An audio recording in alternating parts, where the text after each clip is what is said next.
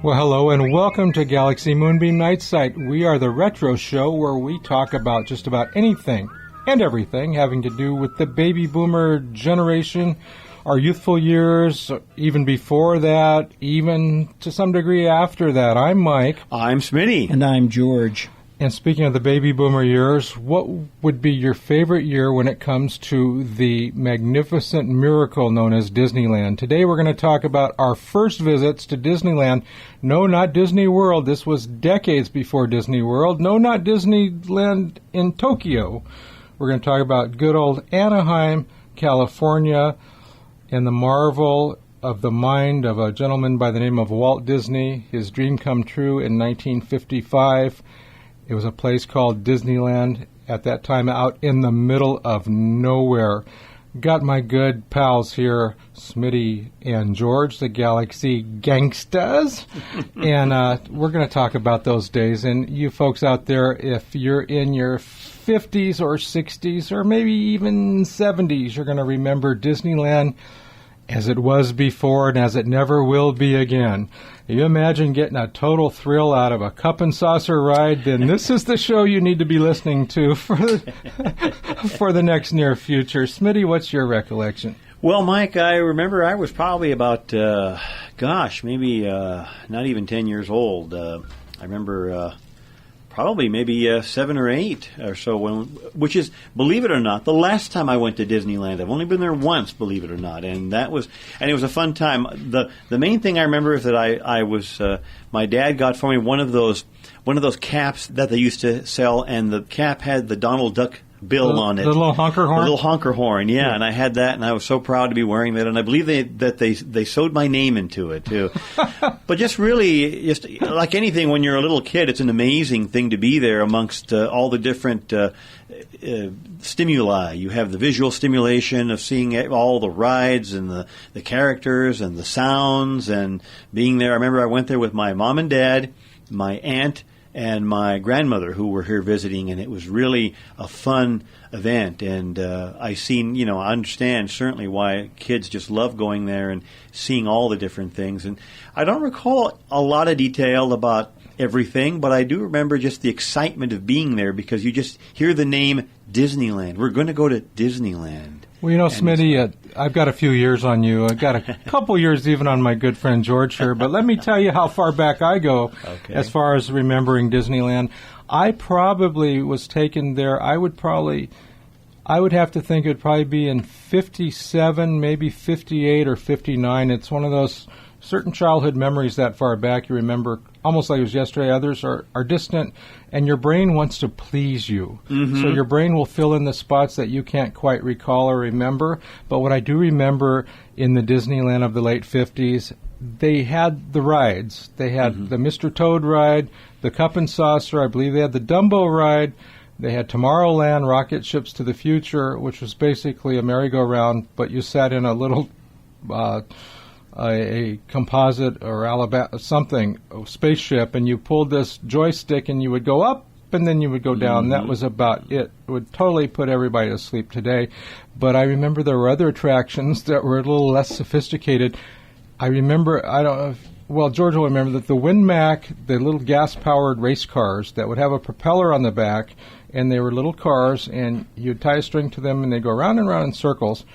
And there was an area where you would have some guys there, and I guess that would mean it was a Saturday afternoon. And I was astounded. They got to play with their gas cars, and that was an attraction where I guess they had to fill in some of your time.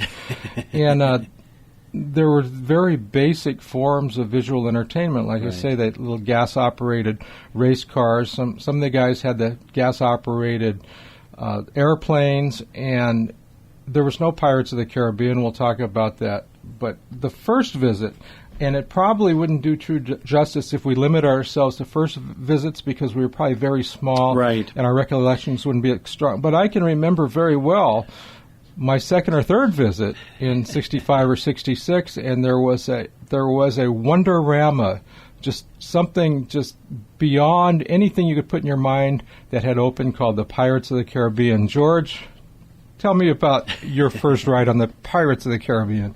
Oh, I love the Pirates of the Caribbean, but by the time the Pirates opened up, I was a longtime veteran. Yours truly has an interesting connection with Disneyland because I was born and raised in Burbank, California. In fact, I was born at St. Joseph's Hospital, which is right across the street from the world headquarters of the Walt Disney Company. And what I recall is that when I first went to Disneyland in the very early 1960s, it was the beginning of a 40-year tradition in which my parents always took me to Disneyland for my birthday. So I'm one that can say that for 4 decades, I always had fireworks on my birthday. Were you so then you were a member of the Magic Kingdom Club? I was a member of the Magic Kingdom Club. Serial number 2, probably. Probably so. Walt Disney got to be number 1. Yes, and exactly. George Haloulakos was number 2, exactly. And I have to tell you, what I remember from the very first visit was getting the Mouseketeer hat. I remember the 20,000 Leagues Under the Sea Museum because I always found that to be one of my favorite Walt Disney films. And then in conjunction with that, there was a ride in which you were able to ride on a submarine. And I swear to you, you felt like you were actually underwater, traveling under the North Pole and to other places around the world. And Disney was able to use imagination to take you to places that you could only read about in books or see on the wide screen.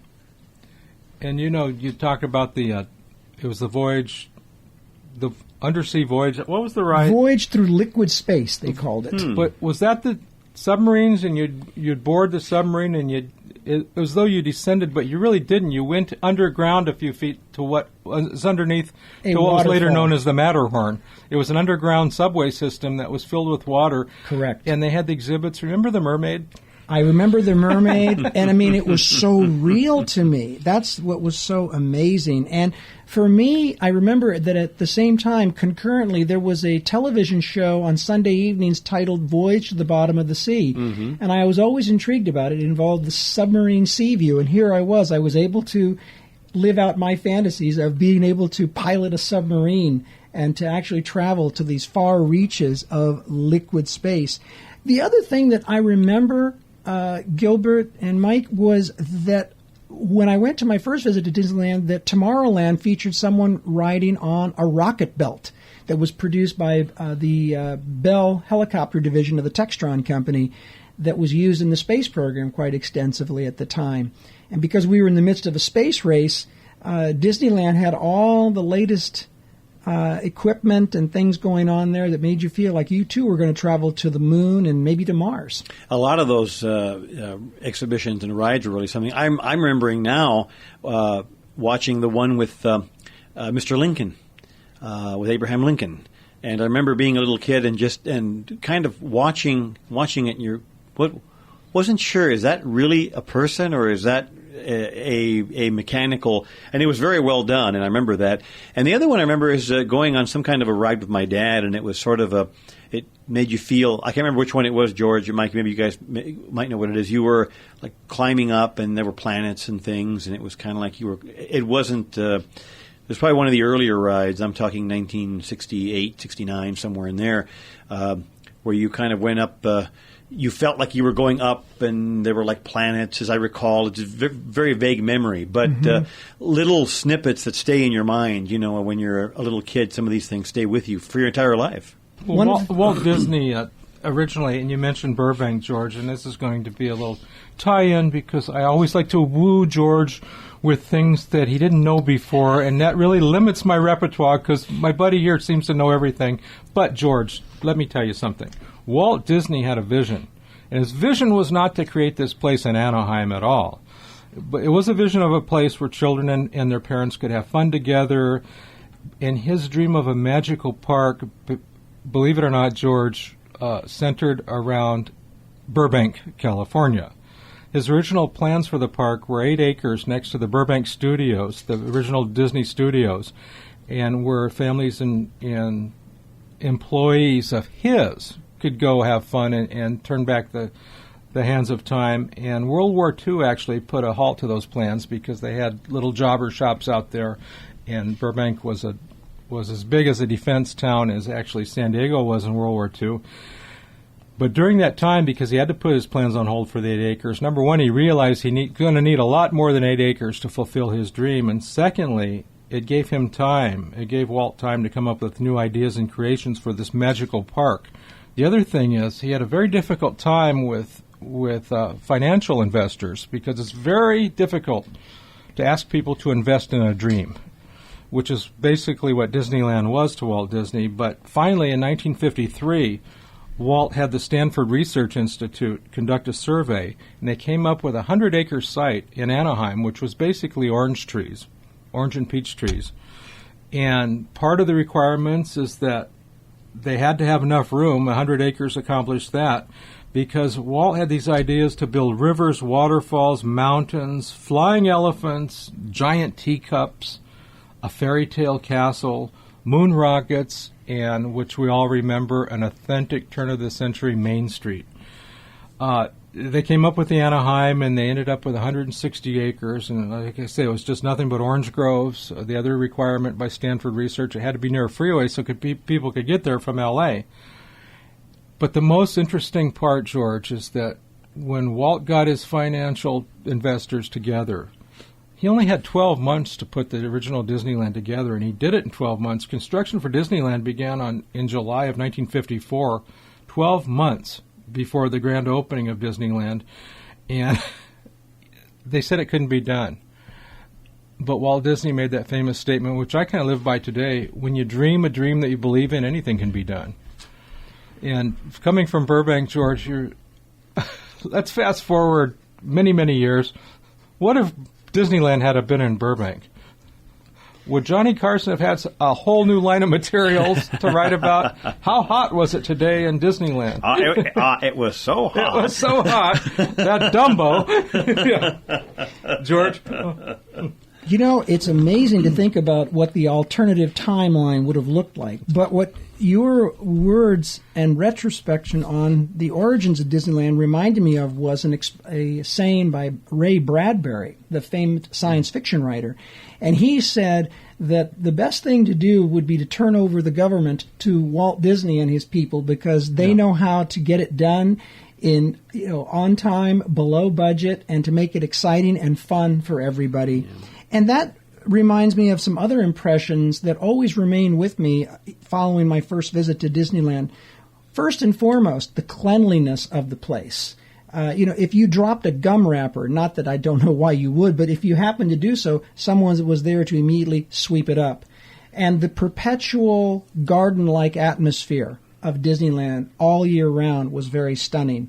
Then was the accessibility to things that we associate with Southern California, including the entertainment community. I remember, for example, that you could go there and Disney stars like Guy Williams of Zorro would be there. You could meet him. You could see great music such as Duke Ellington or Buddy Rich and other such fine entertainment, including the annual teams from the Rose Bowl. Around January 1st, you would find them there with the bands from their respective schools. So Disneyland has become an iconic place with a lot of good memories, past, present, and future. Yeah, Disneyland opened on July 17th, 1955, and the opening event was broadcast on ABC television on that day, July 17th of 1955.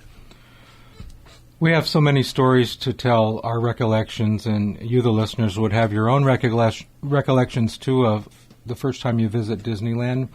We're going to go to a retromercial, Smitty and George. When we get back, we're going to continue our mirror journey back. When you wish upon a star. Retromercial right here, and you're listening to Galaxy Moonbeam Night Site right here on the Galaxy Nostalgia Network. Come on, gang.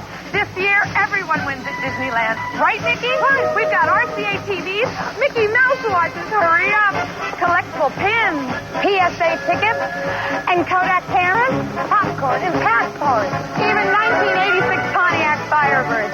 So what's that mean? Everyone wins every day. I don't hear you. Everyone wins every day.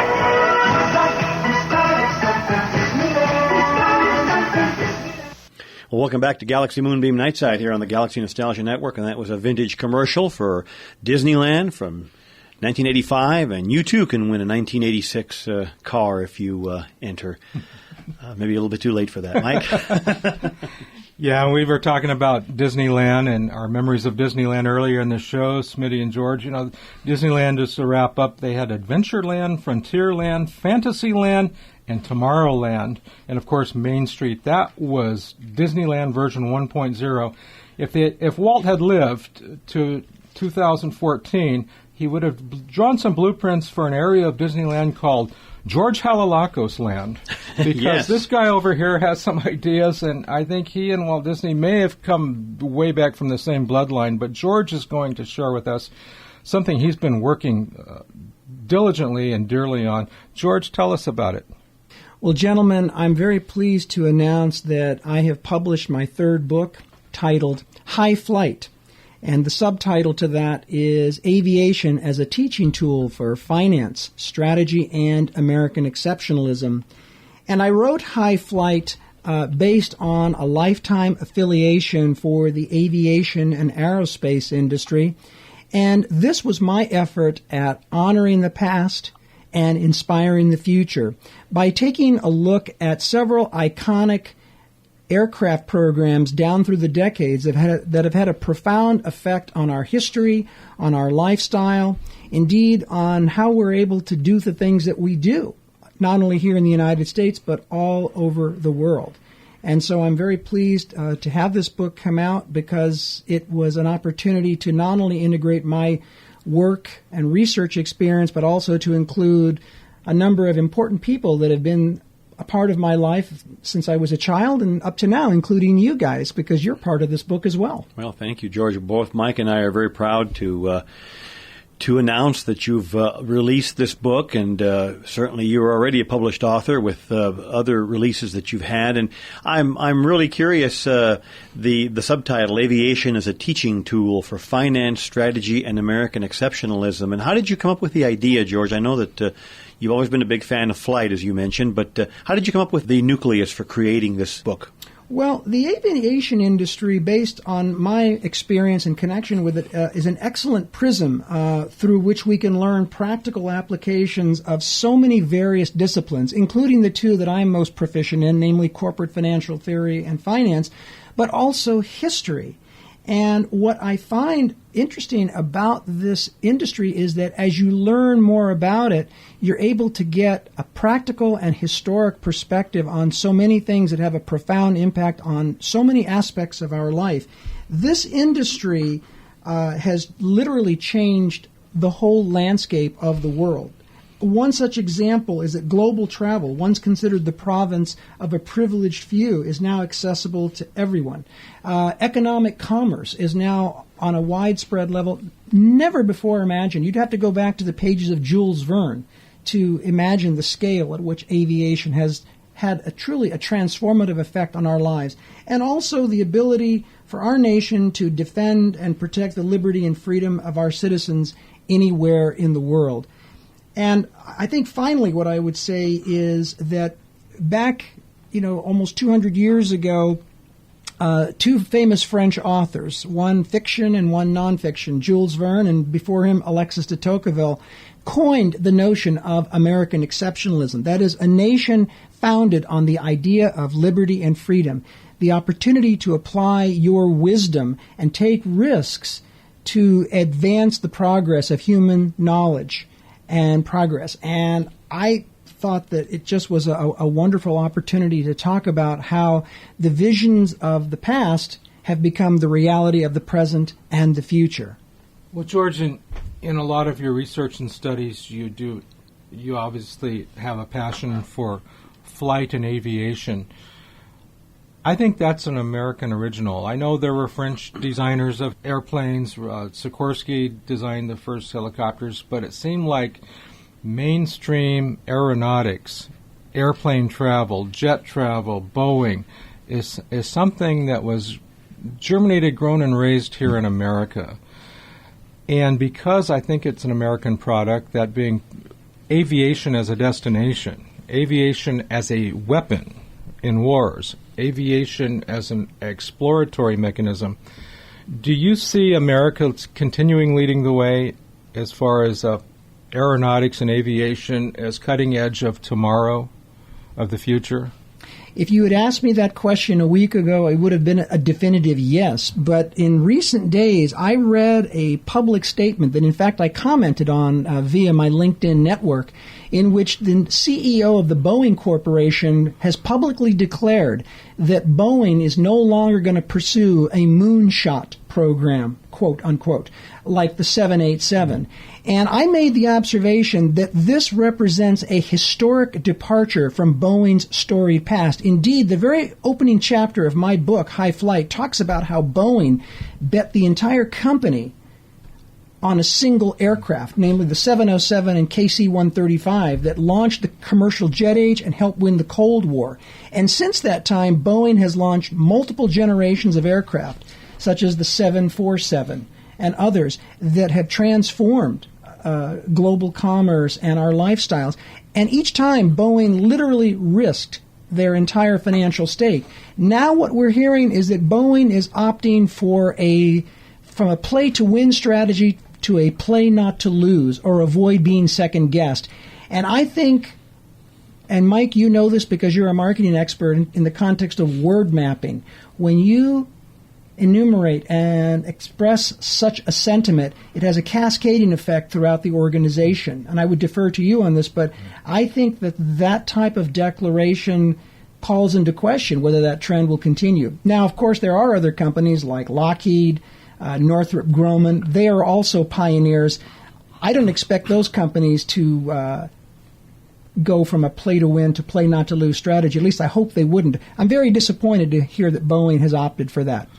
We touched on that a little bit too, George, because we're a baby boomer show, but we're also, and probably more importantly, we're a show about American pop culture. And most listeners, if not all, will agree with me. The adventure of flying somewhere in the baby boomer years, in the 50s and 60s, taking a prop airliner to Hawaii on a family vacation, is the thing of American pop culture. Do you see travel by air as ever returning to the adventure that it was back in the 50s and 60s, taking an airplane trip or a jetliner trip to somewhere, Atlanta, Georgia, or Hawaii, or London? Do you see that returning not only to America, but the world in general? People are such hurried now. They're over-informed with messages, marketing messages. Will the day ever come back where you get on a plane and it's exciting and you explore? I think the answer to that is definitively yes. We're seeing a number of airlines, the product of various corporate restructurings and other such measures that are now taking the effort to go back to those days. They're offering special services and indeed segments that will provide all of the amenities and indeed the experience that we once associated with flying that makes it a memorable and positive one. So my answer is yes, I do see that happening. The signs of that are occurring right now as we speak. And I think the other thing about aviation in terms of how it affects our pop culture is also in the way that we receive information about events and products and other such factors. One of the pleasures of this book was writing a chapter devoted to the Skytypers. This is a group that has pioneered the concept of scripting letters in the sky that are the size of the Empire State Building in a typewritten format that goes out 20 characters that can be seen 15 to 20 miles away, that lasts for 5 to 10 minutes. And how many of us that grew up here in Southern California or along the East Coast remember seeing the Skytypers and their iconic messages that they have left across the landscape for the last 50 or 60 years?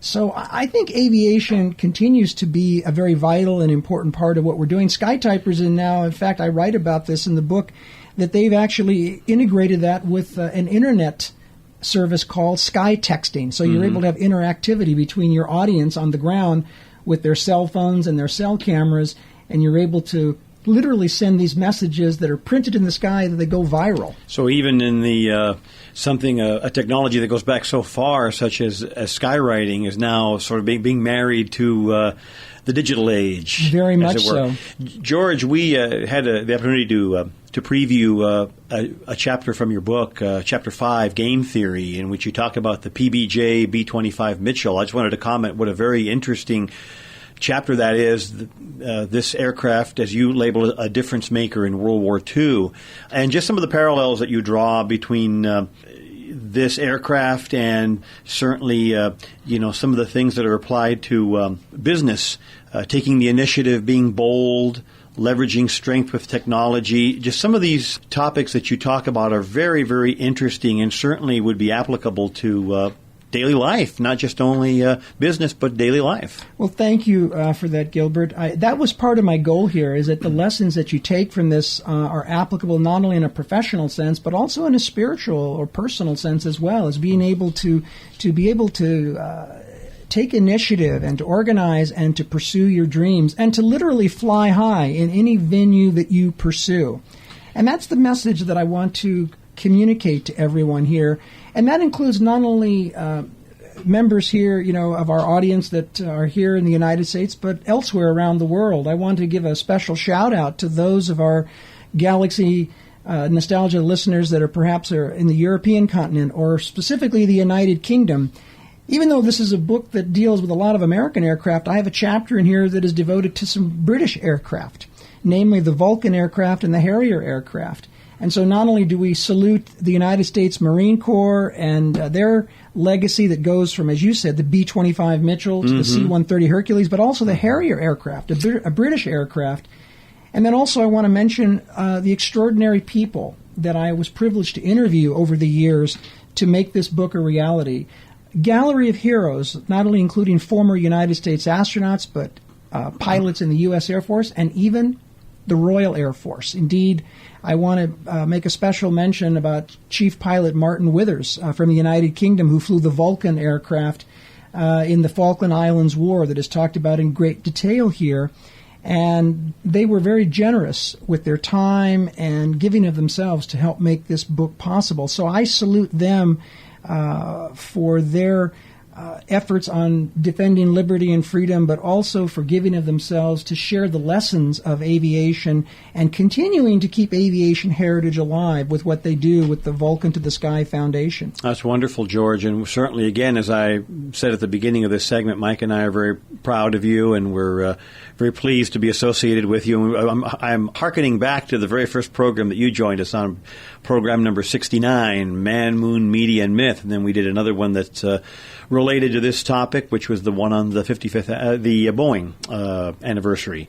Now, George, how can people obtain this book? Is there a website? Is there a place where they can order this book or access it online? Yes, they can go to ucsanDiegoBookstore.com and simply type in High Flight, and it should pop up. Also, I am going to put information on this on my blog section for the Galaxy Nostalgia Network, on which I have monthly comments, so I'll put the information there as well, and also an opportunity to visit our webpage. Thank you, George. We're just so proud, and you can also, we're going to put a link too, Smitty, aren't we, on Galaxy, so you can always go to Galaxy and find out everything this guy's doing here. Because, as they say in the aviation business, we have to fly away now. It's been a fast half hour. It's been a great half hour. Brought back some memories. We really enjoy bringing you these shows. You can catch all of our shows, all of our Galaxy shows at Apple iTunes Store. And you just type in Baby Boomer Radio, and you're going to get right to our shows, almost 150. You can also go to Mixcloud and search Galaxy Moonbeam Night Site on Mixcloud. And anywhere in the world you can download the shows. You can also go to our Facebook page and see what's going on. We've got a lot of our photos of the places that we cover, our remote locations, some of the people that we remember. You just go there, Facebook, Galaxy Moonbeam. Our website's Galaxy Moonbeam Night Site. And always remember, folks, that's SITE, GalaxyMoonbeamNightSite.com. Keep the emails coming. That's how we get all of the good ideas to bring you these type of shows. And our email is GalaxyMoonbeamNightSite@gmail.com. In the meantime, I'm Mike. I'm Smitty. I'm George. And we'll see you next time. And we'll be talking to you. We'll see you on Facebook. We'll talk to you on podcast right here, Galaxy Moonbeam Night Site on the Galaxy Nostalgia Network.